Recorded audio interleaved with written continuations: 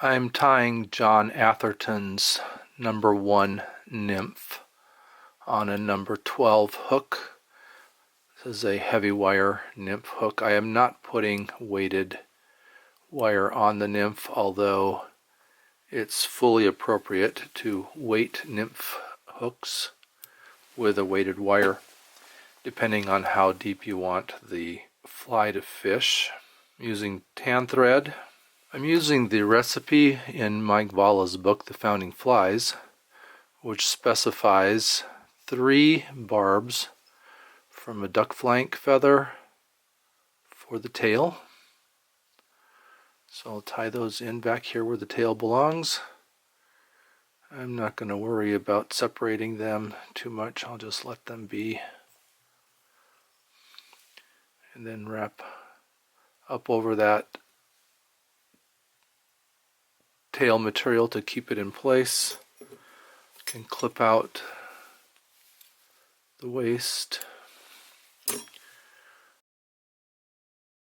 I'll bring my thread back to where I have the tail tied in right there at the beginning of the bend, and I will tie in a strand of small oval gold tinsel. I'll tie that in on the bottom, and then I'll wrap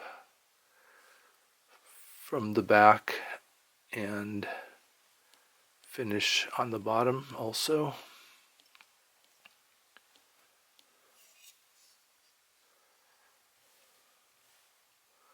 Keep those tail feathers, tail barbs on top.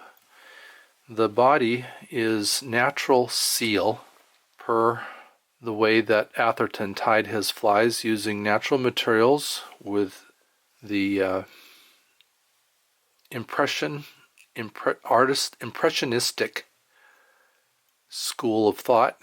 Atherton was an impressionist painter, artist, and so he tied his flies with impressionism as his philosophy, that he is creating the impression using the impressionistic school of thought to create the flies. So I have plucked the under fur from some seal skin. It's not something that very many of us have in our fly tying arsenal, but I was given a bag of seal scraps, and most of it is linings from coats or some kind of garment. So I'm just taking little pinches of that seal and spinning it, twisting it onto my thread, and then wrapping it up for that body, trying to create a little bit of a taper in it.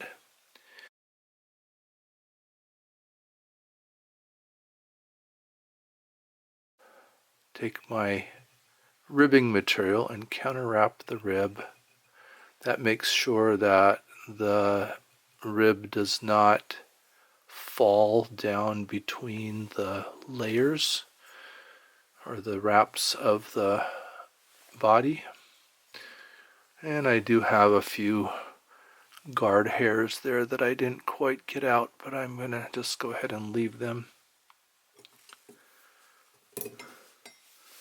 Wrap 3 times over the top of that rib and then tight underneath of it to hold it in place. The wing case on this nymph is tiny jungle cock nails. So what I'm going to do is just grab the nail and strip off the fluff from the bottom. And I need to tie one of those in on each side.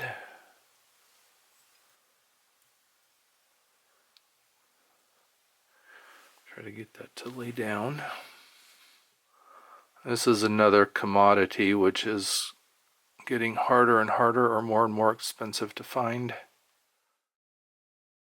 And I just lucked into a really nice skin. I had to pay for it, but I didn't have to pay current prices for it, fortunately.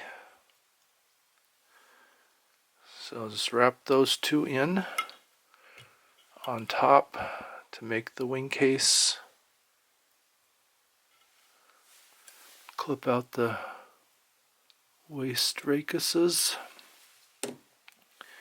And then it does have legs, which is a Hungarian partridge feather. So I have stripped off the bottom barbs.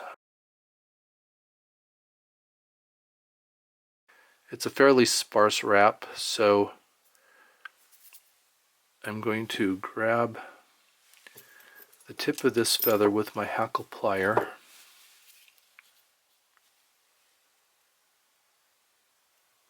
And then pull down on the barbs that are going to wrap for the legs. Then I will clip that tip off short, just have a little triangle. And then that triangle will be my tie-in.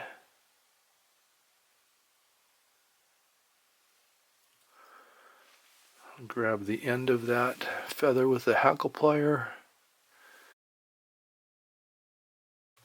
Just give it the couple of twists that I need for the legs.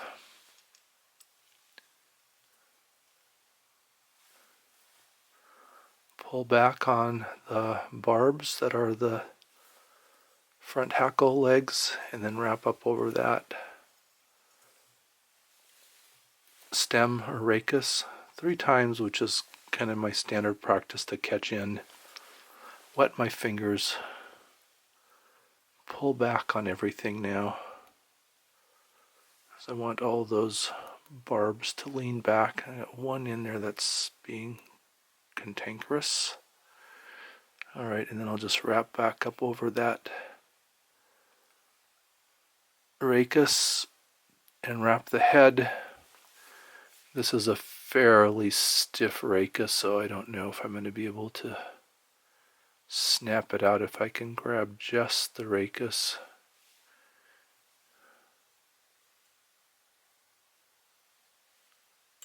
Yep, I snapped it.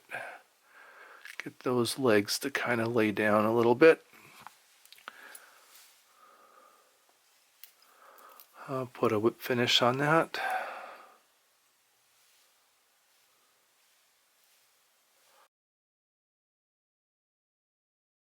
I'm going to cement the head, so 3 wraps is probably enough. Just push my scissors against the thread to cut it out. See if I can get those barbs to lay down a little bit better. I guess it doesn't really matter. My head cement of choice is diluted goop. I just stick a needle in my jar, pick up a drop, put that on the head of the fly. That'll soak in, dry clear. I do want to make sure that I don't have any glue in the eye of that hook, so I'm going to take a hackle feather, push it through the eye and make sure that it is clean and tip it ready.